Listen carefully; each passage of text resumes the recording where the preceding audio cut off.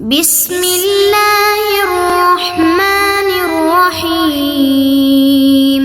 بسم اللہ الرحمن الرحیم. الحمد للہ وکفا وسلام علی عبادہ الذین اصطفی. اما بعد. عزیز طلبہ، اصول الافتاء و آدابہ کی آج ہماری یہ نشست نمبر 53 ہے، اور آج کی نشست میں بھی ہم 10واں قاعدہ پڑھیں گے. چوتھی فصل ہماری جاری تھی، اور اس چوتھی فصل ہے وہ افتاء کے اصول و ضوابط پر مشتمل ہے، اور اس میں ہم نے تقریباً 9 قواعد یا 9 اصول پڑھ لیے تھے. آج کی اس نشست کے اندر ہم انشاءاللہ اصول نمبر 10 پڑھیں گے، اور اگلی نشست میں اصول نمبر 11 ہمارا اس فصل کا آخری اصول ہوگا.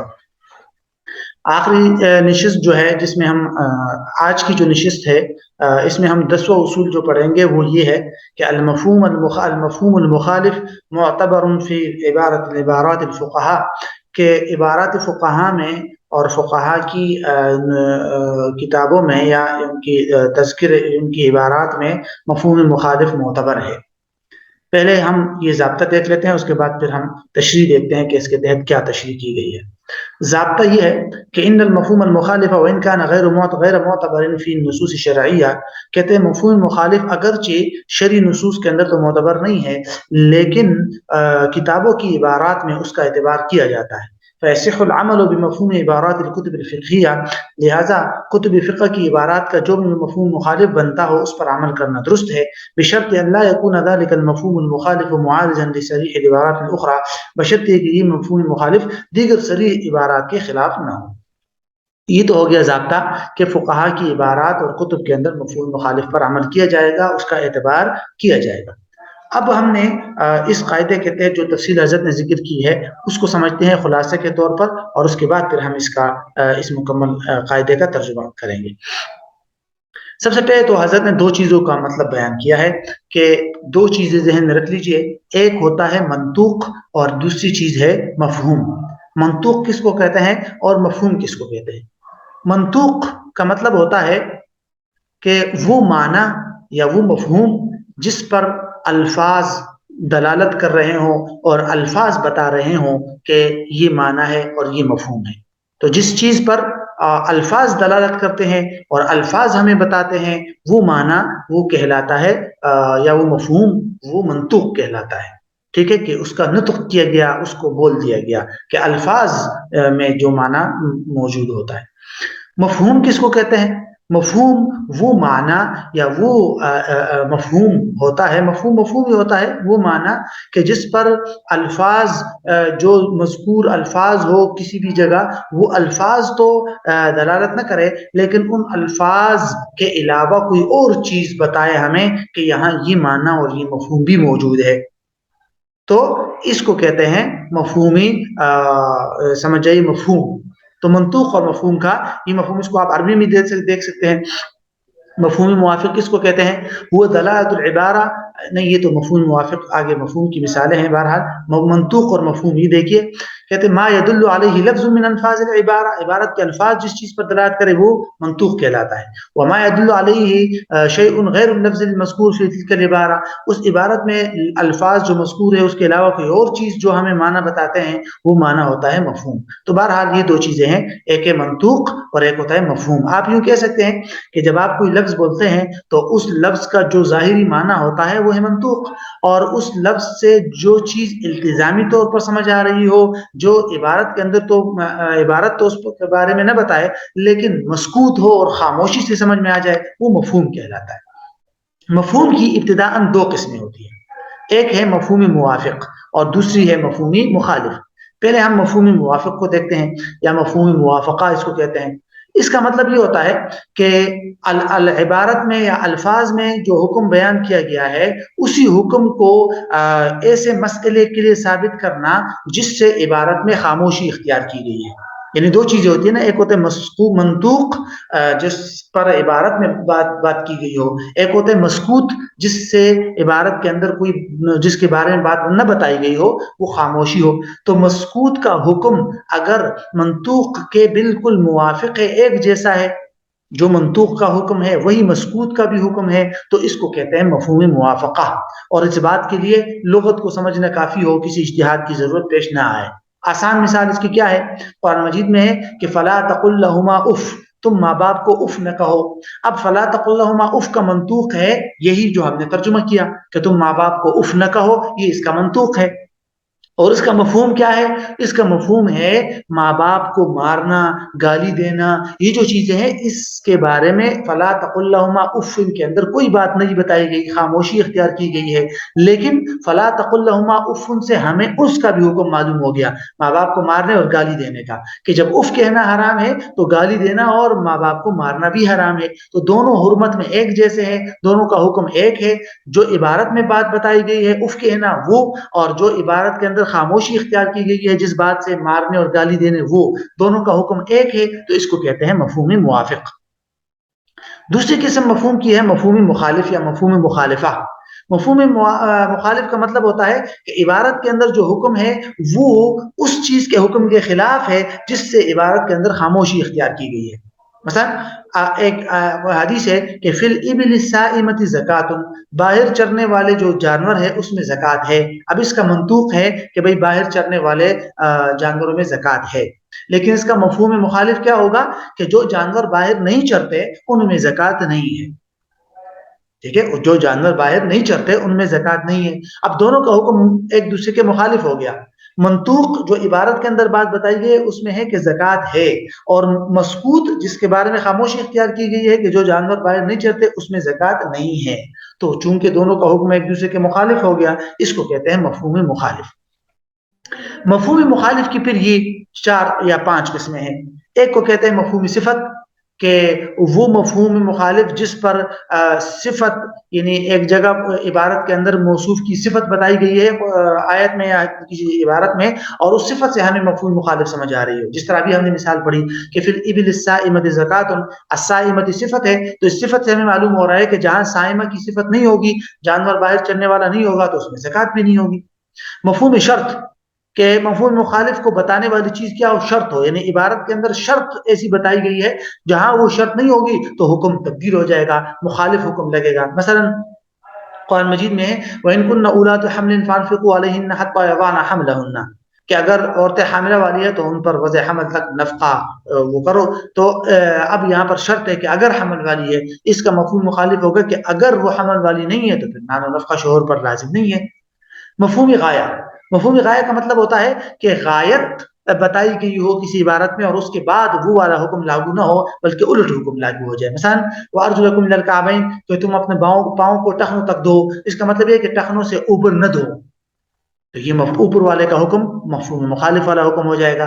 مفہوم عدد کیا ہوگا کہ آیت کے اندر یا عبارت کے اندر عدد بتایا گیا ہو اور اس سے یہ معلوم ہو جائے کہ اس عدد کے علاوہ عدد جو ہے وہاں یہ حکم لاگو نہیں ہوگا۔ مثلا قرآن مجید میں ہے کہ فَجْلِدُوهُمْ 80 جلدۃ، کہ بھئی 80 کوڑے لگاؤ، اس کا مطلب یہ ہے کہ 80 کوڑے سے زیادہ کوڑے نہ لگاؤ، تو یہ ہے مفہوم مخالف عدد۔ مفہوم لقب کا مطلب ہوتا ہے کہ کسی مسئلے میں جو اسم اور یا اسم جامد ذکر کیا گیا ہے، جہاں وہ اسم جامد نہیں ہوگا وہاں حکم لاگو نہیں ہوگا۔ مثلا فی الغنم زکات، بکریوں میں زکات ہے، اس کا الٹ ہوگا کہ جہاں غنم یا بکری نہیں ہوگی وہاں زکات نہیں ہے، تو یہ ہے مفہوم مخالف۔ تو یہ مفہوم مخالف کی جتنی بھی قسمیں ہیں یہ ساری مفہوم مخالف کے تحت آتی ہے۔ اس کا حکم سمجھتے ہیں۔ فقہائے حنفیہ کے ہاں مفہوم مخالف کا بالکل معتبر نہیں ہے نصوص کے اندر، یعنی جو نصوص شریعت ہے قرآن کی آیات اور احادیث اس میں مفہوم مخالف کا اعتبار نہیں ہے اور مفہوم مخالف کی بنیاد پر حکم لاگو نہیں ہوگا۔ جبکہ فقہائے شافعیہ کے ہاں مفہوم لقب کے علاوہ یہ جو قسم ہے اس کے علاوہ مفہوم مخالف کی باقی چاروں قسمیں معتبر ہے نصوص شریعت میں اور احادیث وغیرہ کے اندر، اس کی بنیاد پر حکم لاگو ہوگا۔ یہ تو بات ہو گئی حکم کے بارے میں۔ حنفیہ جو یہ کہتے ہیں کہ نصوص کے اندر مفہوم مخالف کا اعتبار تو نہیں ہے لیکن عبارات فقہا اور فقہا کی کتابوں کے اندر مفہوم مخالف کا اعتبار ہے، اور اس کی وجہ بنیادی طور پر فقہا حنفیہ ہی بیان کرتے ہیں کہ بھئی جو قرآنی آیات اور جو احادیث وغیرہ ہے وہ اس کے اندر مفہوم مخالف جو ہے وہ اس لیے معتبر نہیں ہے کہ وہ جو قرآنی آئے نصوص جو ہوتی ہے یا احادیث، وہ اس کے اندر کبھی کبھی وہ انتہائی بلیغ اور حکمت پر مشتمل ہوتی ہے. ان میں کوئی لفظ کبھی تاکید کے لیے ہوتا ہے، کبھی توبیخ اور تشنیع کے لیے ہوتا ہے، واضح و نصیحت کے لیے بھی ہوتا ہے. اب ہر حکم کو آپ قید پر ڈال کر اس کو قید نہیں سمجھ سکتے. مثلا کے طور پر قرآن مجید کی آیت ہے کہ وَلَا تَشْتَرُوا بِآيَاتِي ثَمَنًا قَلِيلًا، کہ میری آیات کو معمولی قیمت کے بدلے نہ بیچو. تو اس کا الٹ آپ یہ نکالیں گے پھر کہ بھئی زیادہ قیمت کے بدلے بیچو. حالانکہ ایسی کوئی بات نہیں ہے، یہ توبیخ کے لیے تشنیع کے لیے. فرمایا اللہ تعالیٰ کے ارشاد ہے لا تأکلوا الربا اضعافا مضاعفا، کہ بھئی کئی گنا بڑھا چڑھا کر سود مت کھاؤ. تو مطلب یہ کہ تھوڑا سود کھاؤ، الٹ تو یہ نکلے گا مفہوم مخالف. تو اس لیے ہم قرآنی آیات اور حدیث کے اندر مفہوم مخالف کا اعتبار نہیں کر سکتے. ہاں کتب فقہ تو ان کا تو مقصد ہی احکام کو قانونی طریقے پر مدون کرنا ہے، اور ان کتب میں تاکید، تشنیع، توبیخ، وعظ و نصیحت والی چیزیں نہیں ہوتی، قانونی انداز میں بات ہوتی ہے. تو وہاں مفہوم مخالف کا اعتبار ہو سکتا ہے. اگر کوئی عبارت کے اندر کوئی قید آئی ہو تو اس کا مطلب یہ ہوگا کہ جہاں یہ قید نہیں ہوگی وہاں الٹ حکم لگے گا اور مخالف حکم لگے گا. تو یہ ہے مفہوم مخالف کا اعتبار. تو بہرحال یہ بنیادی طور پر اور اس سلسلے میں حنفیہ کہتے ہیں کہ بھئی جب قرآن و حدیث کے اندر مفہوم مخالف کا اعتبار نہیں ہے تو وہاں مفہوم مخالف کا کیا حکم لاگو ہوگا. مثلا اگر قرآن کے اندر کوئی بات آئی ہے یا حدیث میں کوئی بات آئی ہے اور کسی بات سے خاموشی اختیار کی گئی ہے، تو اس خاموش والی بات کا کیا حکم نکالیں گے آپ، اور اس مسکوتنوں کا کیا حکم ہوگا. تو اس کے بارے میں حنفیہ کہتے ہیں وہاں اصول والا حکم ہوگا کہ وہ اصلاً کیسا ہے. تو اگر اس کے اندر اصل عدم ہے تو عدم والا حکم لاگو ہوگا، اگر اصل وجود ہے تو وجود والا حکم لاگو ہوگا. مثال کے طور پر ایک حدیث میں آتا ہے کہ لا يحل لامرأة تؤمن بالله واليوم الآخر، جو حدیث ہے کہ کسی بھی عورت کے لیے جو ہے وہ یہ جائز نہیں ہے کہ وہ میت پر 3 دن سے زیادہ سوگ منائے سوائے شوہر کے کہ اس پر عورت 4 مہینے تک سوگ منا سکتی ہے. اب اس کے اندر اس کا مطلب یہ ہوگا کہ اس میں شوہر پر سوگ منانا جو ہے وہ صرف ایک جو ہے مسلمان خاتون کے لیے ہے، اور اس میں حنفیہ نے یہ کہا کہ نابالغ بچی یا ضمنی عورت جو ہے وہ سوگ نہیں منائے گی، اس پر 4 مہینے 10 دن کی سوگ نہیں ہے. وجہ اب یہ مفہوم مخالف نہیں ہے، بلکہ اس کی وجہ یہ ہے کہ اس سے خاموشی اختیار کی گئی ہے، اور اصل حکم یہ ہے کہ سوگ منانا واجب نہیں ہے عام حالات میں. تو جب نہیں ہے تو جہاں جہاں حدیث نے بتایا کہ یہاں سوگ ہے تو ہے، اور جہاں نہیں ہے تو وہ اپنے اصل حکم پر برقرار ہے کہ وہاں وہ سوگ نہیں ہوگا. تو بہرحال یہ ہے بنیادی طور پر مفہوم مخالف کا قاعدہ. ذرا ہم اس کا ترجمہ دیکھ لیتے ہیں.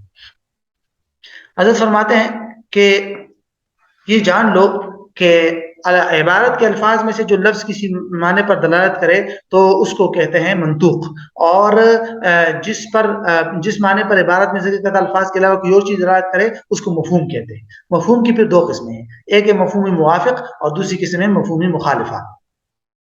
مفہوم موافقہ کس کو کہتے ہیں؟ اس کو کہتے ہیں کہ عبارت میں جس حکم کو بیان کیا گیا ہے اسی حکم کو اس مسئلے کے لیے ثابت کیا جائے جس سے عبارت میں خاموشی اختیار کی گئی ہے، اور یہ ثبوت صرف لغت کو سمجھنے سے ہی ہو جائے اور اس کے لیے کسی رائے و اجتہاد کی ضرورت نہ ہو. مثلا فلا تقل لهما اف ہے، یہ اس بات پر دلالت کر رہی ہے کہ بھئی مارنا اور گالی دینا بھی حرام ہے. مفہوم مخالف کا مطلب کیا ہے؟ مفہوم مخالفہ کا مطلب یہ ہوتا ہے کہ عبارت بیان کردہ حکم کے بالکل برخلاف حکم اس کے لیے ثابت کرے جس پر نص میں خاموشی اختیار کی گئی ہے. مثال کے طور پر فی الابل الصائمۃ زکات، اس کا مطلب یہ ہے کہ علوفہ جو اونٹ ہوں گے جو گھروں کے اندر چارہ کھاتے ہیں اس میں زکات نہیں ہے، یہ اس کا مفہوم مخالف ہو جائے گا.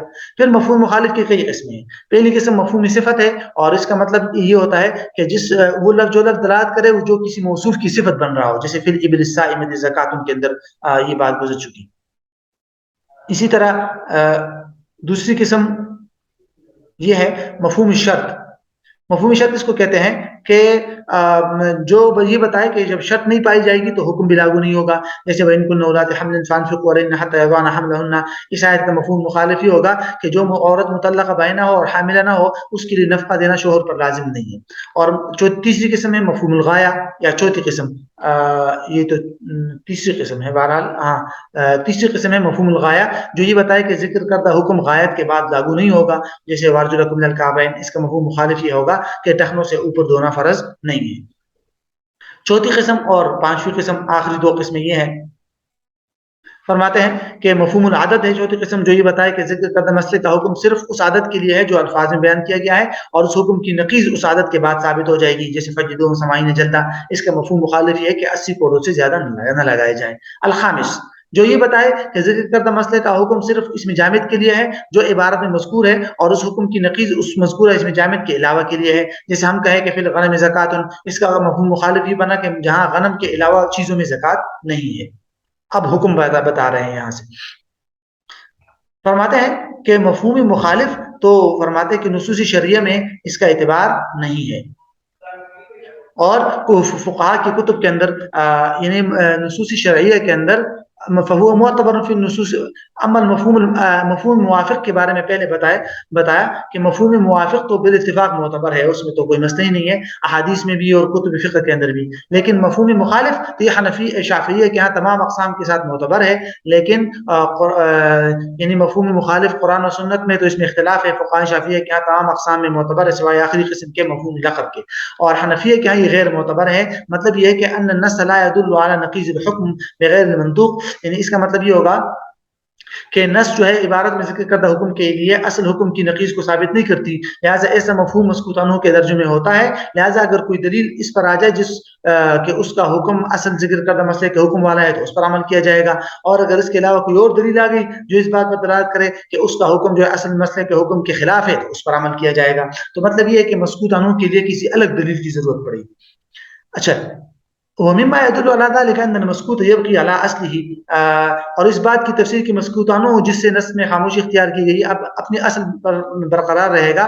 اگر اصل حکم ہی ذکر کردہ مسئلے کے خلاف ہو تو مسکوت سے اس حکم کا ختم ہونا ثابت ہو جائے گا. یہ حنفیہ یہ بیان کرتے ہیں کہ اصل مسئلہ جو ہے وہ اپنے اصل حکم پر برقرار رہے گا.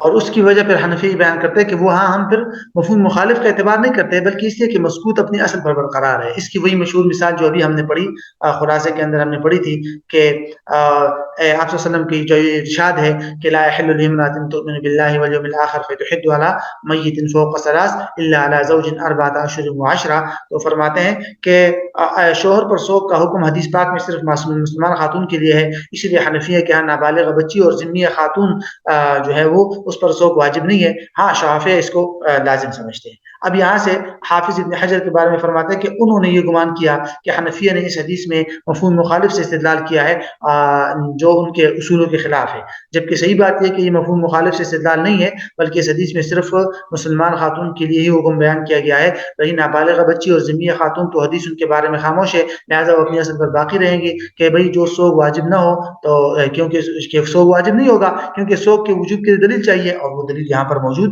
نہیں ہے.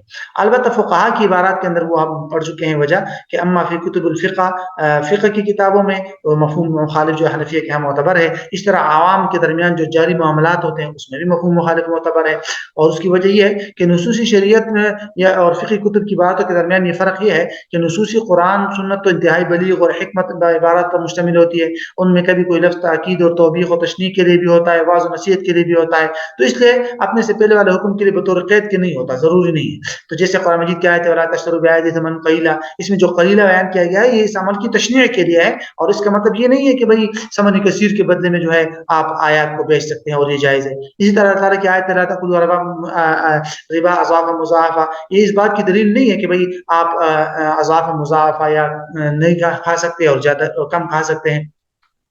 اما کتب الفقہ، ہاں کتب فقہ تو ان کا مقصد احکام کو قانونی طریقے پر مدون کرنا ہوتا ہے، اور ان کتب میں تاکید و تشنیع وغیرہ نہیں ہوتی، لہٰذا ان کتب میں مفہوم مخالف کا اعتبار کیا جانا ضروری ہے، اور جو حکم اس مفہوم مخالف سے ثابت ہوگا اسے لیا جائے گا. البتہ اگر یہ مفہوم مخالف کسی دوسری عبارت میں واضح طور پر ذکر کردہ حکم کے خلاف ہو تو پھر اس کا اعتبار نہیں ہوگا. تو بہرحال یہ ہمارا اصول نمبر 10 تھا. اگلی نشست میں انشاءاللہ اصول نمبر 11 پڑھیں گے.